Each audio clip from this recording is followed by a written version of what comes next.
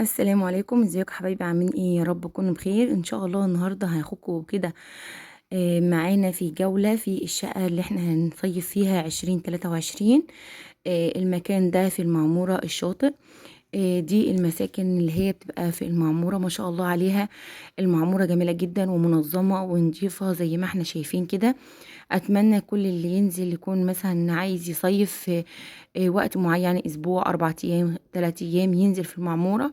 هيلاقي فيها كل الامكانيات اللي هي تساعده على المصيف، وتبقى فيها راحة نفسية كبيرة جدا. وكمان كل حاجة هتلاقي حوالين منك السوق، وتلاقي منك المحلات والسوبر ماركت، والبحر قريب كمان منك جدا. زي ما احنا شايفين كده، دي العمارة اللي احنا هنبدأ ننزل فيها بإذن الله، عشان ناخد الشقة اللي احنا هنقعد فيها المصيف بتاعنا. وتعتبر الشقة بتاعتنا ديت هتبقى تاني نمرة على طول على البحر، في مساحات خضراء كبيرة جدا وسط المباني والعمارات. بحيث انها تبقى لكل عمارة كده او عمارتين مع بعض جنينة الخاصة بيهم، زي ما احنا شايفين كده ما شاء الله. دي البلكونة بتاعتنا اللي هي بتطل على الجنينة، وقدامنا العمار الشاليهات اللي قدامنا ديت. العمارة الاولانية دي كلها شاليهات، وقدامنا البحر على طول اهو زي ما احنا شايفين. يعني احنا قدامنا مبنى واحد بس، وبعدين الجنينة، وبعدين الشقة بتاعتنا. ما شاء الله احنا واخدين شقة كبيرة لان احنا عيلة يعني وكده. دي البلكونة بتاعتها ما شاء الله واسعة، فيها قعدة كده نقدر نقعد فيها نشرب شاي نفطر كده، جميلة جدا. وفي كمان منشر اهوت. البلكونة واسعة زي ما احنا شايفين كده. ودلوقتي بقى هنبدأ نخش على الأوضة ديت اللي فيها البلكونة. دي أوضة الأطفال، فيها عبارة عن 3 سراير زي ما احنا شايفين كده. وكمان فيها دولاب خاص بيهم، فيها كمان تكييف. والدولاب ده بتاع الأوضة ديت. وفي كمان لكل سرير كومودينو، وفيها كمان شاشة لو حابة تتفرجي على التلفزيون، أطفال يتفرجوا على الكرتون أو أي حاجة. ودي التسريحة الخاصة بالأوضة بتاعتنا. بعد كده بقى هنبص نلاقي الأوضة بتاعت الأوضة الكبيرة، اللي هي الأوضة بتاعت الأب والأم. فيها سرير واحد كبير، وفيها كمان تسريحة كبيرة وكومودينيين، وفيها كمان دولاب بس. بسيطة جدا وجميلة جدا جدا جدا.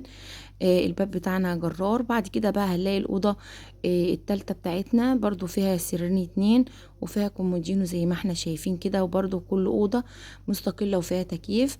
عندنا كل الشقة بتطل على الجنينة. دي الكنب ده ممكن بتفتحيه كده وبيبقى سرير.